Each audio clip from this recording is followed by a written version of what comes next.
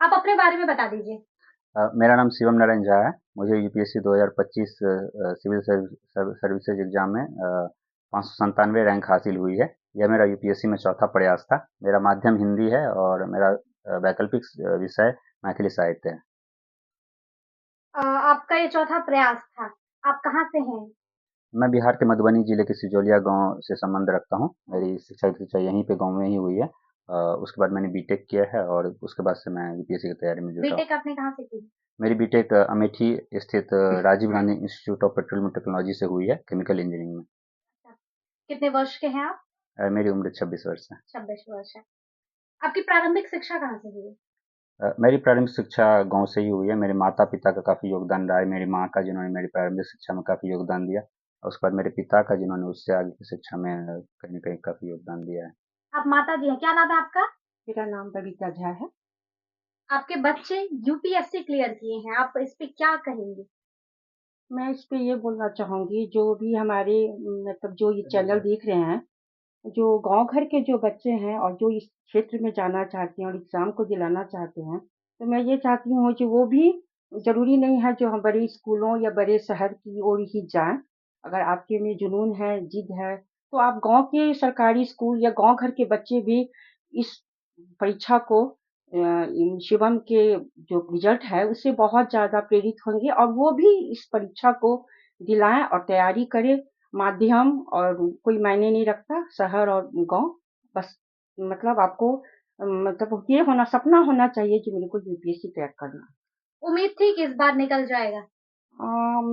इस परीक्षा के बारे में तो उम्मीद अनावित कुछ नहीं बोल सकते, लेकिन कहीं न कहीं मन में था, जो 2 बार इंटरव्यू से अगर मतलब रिटर्न हो रहा है, नहीं आ रहा है पीडीएफ में, तो हो सकता है इस बार अपनी जो कमी हो उसको सुधार करके और अच्छा मतलब इस बार कर लें। भगवान माता रानी की, मैं सबसे ज़्यादा ऊपर वाली की मैं इस पे कृपा विश्वास रखती हूँ, क्योंकि सभी जो बच्चे हैं वो अच्छे बच्चे ही यूपीएससी में जाते हैं।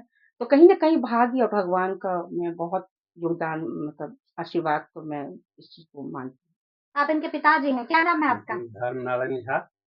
आपके और बेटे ने क्लियर किया, ऐसा करने वाले गाँव के पहले युवा हैं? हाँ, गाँव के पहले हैं और ये सब दोनों भाई जो है एडवांस किया था वहाँ जो अमेठी में जो गया तो हुँ। जेईई के एडवांस करके ही गया था वहाँ पर। तो एक को खड़गपुर में हुआ, एक का हुआ अमेठी में एडमिशन, और फिर गाँव में रहकर दोनों जो है जो उच्च शिक्षा ग्रहण किया है, एक मिसाल कायम किया है।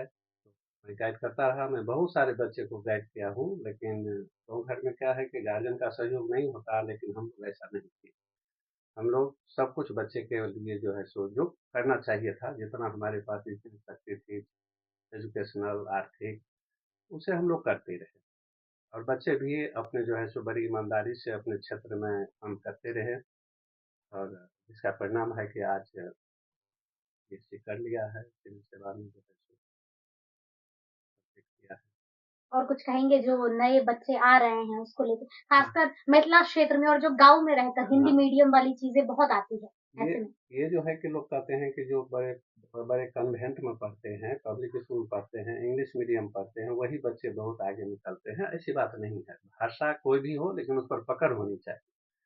और गाँव में रहकर भी, जैसे कि ये तो मैथिली इंजीनियर था, लेकिन मैथिली विषय रखकर जो है कर लिया है, तो अपनी भाषा का भी महत्व, क्षेत्र का भी महत्व, और गाँव से इतनी नफ़रत नहीं कि गाँव में जो बच्चे रहते हैं, इस सबको भी झेलना पड़ा है। कि जो बच्चे पब्लिक स्कूल में पढ़ते थे या बाहर में पढ़ते थे, वो आने के बाद इस सब के साथ भी थोड़े घृणित भाव से देखते थे कि ये गाँव में पढ़ते हैं, गाँव में पढ़कर क्या होता है? लेकिन ये दोनों भाई जो गाँव में रहकर दिखाया है, यह एक मिसाल है।